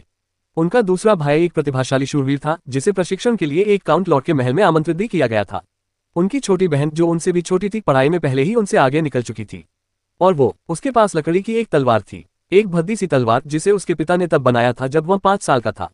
उसे यह नहीं लगता था कि वह बेकार है। वह कमजोर भी नहीं था, लेकिन निश्चित रूप से मजबूत नहीं है, कम से कम उसके लिए तो नहीं। लेकिन इन दोनों के बीच कहीं एक बदतर जगह भी थी, जिसे भुला दिया जाना चाहिए। सिर्फ औसत। लंबे समय तक रेन को लगा कि यही उसके जीवन की कहानी होगी। उसने इस बात से नाराज न होने की कोशिश की। अधिकतर दिनों में वह सफल भी रहा। फिर ड्यूक की प्रतियोगिता की घोषणा की गई। ड्यूक के परिवार में शादी करने का मौका, एक उपाधि, बैरन से विस्काउंट बनने की छलांग। उसके भाइयों के लिए यह एक मजाक था, उसके पिता के लिए यह असंभव था। रेन के लिए यह बिल्कुल ही अलग बात थी। बात राजकुमारी से शादी करने की नहीं थी, उसे उसकी कोई परवाह नहीं थी। बात तो पदवी की भी नहीं थी, ये सबूत के बारे में था। अगर वह जीत जाए, भले ही एक बार, सिर्फ एक बार, तो शायद इतना ही काफी होगा। इतना काफी था कि आखिरकार उसके परिवार को देखा जा सके। इतना काफी था कि उसे यकीन हो जाए कि वह सिर्फ तेज रोशनी के पीछे मंडराती एक परछाई नहीं है। इसलिए उसने एक छोटा सा बैकपैक किया, एक छोटा सा पत्र छोड़ा और अपना मन बदलने से पहले ही घर से निकल गया। कोई भव्य भाषण नहीं, कोई विदाई समारोह नहीं, बस धीमी कदमों की आहट और उसके कानों में गूंजती एक धड़कन। वह राजधानी में केवल घबराहट और अपनी कमर पर बंधी उसी लकड़ी की तलवार के साथ पहुंचा। उन्हें उम्मीद थी कि वे अभिभूत हो जाएंगे। वे हुए भी, लेकिन उस तरह से नहीं जैसा उन्होंने सोचा था, क्योंकि जब भेड़िए आए और अन्य प्रतियोगी हिचकिचाए, वह चले गए। उसका शरीर जमा नहीं, उसके हाथ नहीं कान पे, वह अभी स्थानांतरित हुआ है। और जब लड़ाई खत्म हो गई, जब सन्नाटा पर्दे की तरह छा गया, तो वह गिरे हुए जानवरों को देखते हुए पलके झपकाता हुआ खड़ा रहा। कोई जयकार नहीं, कोई प्रशंसा नहीं, बस सन्नाटा पसरा हुआ था। उसने अनायास ही अपनी गर्दन के पीछे खुजली की। फिर से शुरुआती किस्मत। यह एक मजाक था, कुछ हद तक, असल में नहीं। उन्हें भेड़ियों के इतने कमजोर होने की उम्मीद नहीं थी। हम नीले वस्त्र पहने अधेड़ उम्र के व्यक्ति ने कहा कि ये मध्यवर्ती श्रेणी के प्राणी थे। स्टेज के बाहर वे बेहद खूंखार दिखते थे, लेकिन असल में। रेन ने अपनी लकड़ी की तलवार पर अपनी पकड़ और मजबूत कर ली। शायद उनके पिता सही थे, शायद वह वाकई बहुत बलवान था, फिर भी उसे इस पर पूरी तरह से भरोसा नहीं था। हो सकता है कि वह सचमुच अपने दूसरे भाई जितना मजबूत न हो, लेकिन शायद, बस शायद, वह कमजोर भी नहीं था, और फिलहाल के लिए इतना ही आगे बढ़ने के लिए काफी था। न यश के लिए, न राजकुमारी के लिए, न ही अभिमान के लिए, लेकिन नूह नाम के लिए, स्वयं उसके लिए। रेन ने भीड़ की ओर मुड़कर चेहरों के उस विशाल सागर को देखा और फिर उसे वह मिल गया। माइकल। रेन के चेहरे पर एक चौड़ी मुस्कान फैल गई और बिना किसी झिझक के उसने एक बच्चे की तरह उत्साह से हाथ हिलाया, जैसे कोई बच्चा अपने पुराने दोस्त को देखकर खुश होता है। कुछ लोगों ने हैरानी से उसकी ओर देखा, अन्य लोगों ने भी उसकी निगाह का पीछा करते हुए माइकल की ओर देखा, जो हमेशा की तरह स्थिर बैठा रहा। रेन ने सोच समझकर कदम नहीं उठाया। पहला कारण ये था कि जिस क्षण उसने पहली बार माइकल को देखा, उसकी तलवार उसकी बगल में हल्की सी कंपन करने लगी थी। ये सामान्य बात नहीं थी। रेन खुद को कोई खास शख्स नहीं समझता था, लेकिन तलवार चलाने पर कभी कभी जो अजीबोगरीब चीजें घटित होती थीं, उनसे वह अनजान भी नहीं था। उन्हें जादू का प्रशिक्षण नहीं मिला था और न ही वे असली शूरवीरों की तरह आभा को समझते थे। इसलिए जब उसने माइकल को देखा, जो साधारण पोशाक में एक धनी दिखने वाला युवक था, जिसके पास अन्य रईसों की तरह कोई गार्ड या परिचारक नहीं थे, तो उसकी जिज्ञासा जागृत हो गई। जब राज्य के रक्षक पहले वहां से गुजरे थे, तब भी तलवार की आवाज नहीं आई थी। लेकिन माइकल के साथ ऐसा क्यों? उस लड़के के बारे में कुछ तो गड़बड़ थी। रेन इतना मूर्ख नहीं था कि वह इसे अनदेखा कर दे, इसलिए उसने रणनीति के कारण नहीं, बल्कि सहज प्रवृत्ति के कारण करीब जाने का फैसला किया। या शायद जिज्ञासा। माइकल ने रेन के हाथ हिलाने का जवाब केवल एक साधारण सिर हिलाकर दिया। तलवारबाज। यही वह चीज थी जिसे उसने रेन के सिर के ऊपर तैरते हुए देखा था। माइकल की निगाह रेन की कमर पर टंगी लकड़ी की तलवार पर टिकी रही। वह देखने में हानिरहित, लगभग हास्यास्पद लग रही थी, लेकिन माइकल अभी हंस नहीं रहा था। उसने मंच पर लड़के के हर कदम को ध्यान से देखा था। जिस तरह से वह अपना वजन बदलता था, हमलों के बीच सहज बदलाव, उसके पैरों की सटीक चाल, ये सब देखकर ऐसा लगता था कि वह शुरुआती प्रशिक्षण से कहीं आगे निकल चुका है। कम से कम तलवारबाजी में मध्यवर्ती महारत। इस दुनिया के संदर्भ में इसका अर्थ संभवतः महान उपलब्धि का स्तर है। लेकिन एक बात थी जो माइकल को परेशान कर रही थी। क्या यही सीमा थी? उसने थोड़ा सा भौहें सिकुड़ी और आंखें छोटी कर ली। नहीं, अभी और भी बहुत कुछ था। जिस तरह तलवार रेन के इरादे पर प्रतिक्रिया करती थी, जिस तरह हर हरकत से ठीक पहले हवा थमसी जाती थी। महान योद्धा वेरेन से मिलने से पहले माइकल को इस बात का पता नहीं चलता, जिनकी कला कौशल में उच्च कोटि की निपुणता थी। लेकिन कौन जानता था कि वह राक्षस कितना पुराना था? रेन अलग था। यदि उसने वास्तव में प्रतियोगिता की आवश्यकताओं का पालन किया होता, तो उसकी आयु निश्चित रूप से 25 वर्ष से कम होती। ऐसा नहीं था कि दूसरा पक्ष भी अवेक न था, लेकिन क्या वह तलवारबाजी में उन्नत स्तर की महारत हासिल कर सकता था? माइकल को इस बात पर यकीन करना मुश्किल हो रहा था। ये तो बेतुका होगा। माइकल अपनी सीट पर पीछे झुक गया, उसकी आंखें कुछ पल के लिए बंद हो गईं। उसे धमकियों की चिंता नहीं थी, लेकिन वह हर बात को नजरअंदाज भी नहीं कर सकता था। रेन जैसा व्यक्ति। रेन को देखना वाकई दिलचस्प था। उसने एक आंख खोली और फिर से अखाड़े की ओर देखा। रेन अभी भी मुस्कुरा रहा था। उसकी मुस्कान बहुत चौड़ी और सच्ची थी, खासकर तब जब उसने अभी अभी एक जानलेवा द्वंद्व जीता हो। ये लगभग मनमोहक थी, लगभग। माइकल के होंठ हल्के से फड़क उठे। दिलचस्प। शायद ये प्रतियोगिता उतनी उबाऊ न हो जितनी उसने सोची थी। और जहां तक रेन के गुप्त इरादों की संभावना का सवाल है, माइकल का मानना था कि जब तक वह युवाओं के साथ बहुत गहराई से बातचीत नहीं करेगा, तब तक सब ठीक रहेगा। रेन दर्शकों के बीच लौट आया। उसका दिल अभी भी जोर से धड़क रहा था, लड़ाई के कारण नहीं, बल्कि उसके बाद हुई हर चीज के कारण। जैसे जैसे वह सीढ़ियां चढ़ रहा था, उसे महसूस हो रहा था कि उसके साथी प्रतियोगियों की निगाहें उसका पीछा कर रही हैं। फुसफुसाहट हवा की तरह फैल रही थी, और हालांकि कोई भी आवाज तेज नहीं थी, फिर भी वह उनका प्रभाव महसूस कर सकता था। उसे ध्यान आकर्षित करने की आदत नहीं थी। नूह परिवार को कभी ध्यान नहीं मिला था, लेकिन शायद ये स्थिति बदलने लगी थी। माइकल की पंक्ति में पहुंचते ही बैठने से ठीक पहले वह एक पल के लिए हिचकिचाया। फिर अनजाने में ही उसने अपने बगल में बैठे युवक की ओर मुड़कर देखा। शांत, स्थिर, आंखें आधी झुकी हुई, मानो इस अराजक घटना के बीच में ही उब रही हो। रेन के मन में यह सवाल उठने लगा, आखिर यह आदमी कितना ताकतवर है? वह उसके बगल में बैठ गया और कोहनी से हल्का सा धक्का दिया। तो मेरा प्रदर्शन कैसा रहा? माइकल ने एक आंख खोली और कुछ पल के लिए उसे घूर कर देखा। खाना। तुम्हारी लड़ाई के दौरान मेरे मन में यही ख्याल आया था। मुझे भूख लगी थी। रेन ने पलकें झपकाई। ठीक है, यह बात समझ में आती है। उसने बेबसी से हंसते हुए आह भरी। माइकल से बात करना कुएं में पत्थर फेंकने और बदले में संगीत की उम्मीद करने जैसा था। फिर भी वो मुस्कुराए बिना नहीं रह सका। माइकल के लहजे में कोई बदलाव नहीं आया। रेन को लगभग यही उम्मीद थी कि उसके साथ वैसा ही व्यवहार किया जाएगा जैसा उसके पिता ने उसके साथ तब किया था जब उसने 7 साल की उम्र में गलती से फसल का खेत नष्ट कर दिया था। लेकिन यहाँ कुछ भी नहीं था, बस वही शांत उदासीनता। यह अजीब तरह से सुकून देने वाला था। वे दोनों चुपचाप बैठे रहे, तभी उद्घोषक की आवाज फिर गूंजी और अगले 100 प्रतियोगियों को मंच पर बुलाया गया। भीड़ उत्साह से भर उठी। रेन उत्सुकता से थोड़ा आगे झुका। तभी उसने वह आवाज सुनी, 031। रेन की भौहें आश्चर्य से ऊपर उठ गईं। क्या ये माइक नंबर नहीं था? और बिल्कुल सही। माइकल खड़ा हो गया। सीढ़ियों की ओर बढ़ने से पहले उसने हल्के से सिर हिलाया। रेन ने माइकल को धीरे धीरे सीढ़ियों से नीचे उतरते देखा। उसका शरीर शांत और संयमित था। उसके पास न तो तलवार थी, न कवच, और न ही कोई ऐसी चीज जिससे उसकी ताकत का आभास होता। फिर भी उसकी उपस्थिति में कुछ ऐसा था, एक शांत दबाव जो हवा को हल्का सा मोड़ देता था। रेन ने डर से नहीं बल्कि सहज प्रवृत्ति से अपनी लकड़ी की तलवार की मूठ की ओर हाथ बढ़ाया।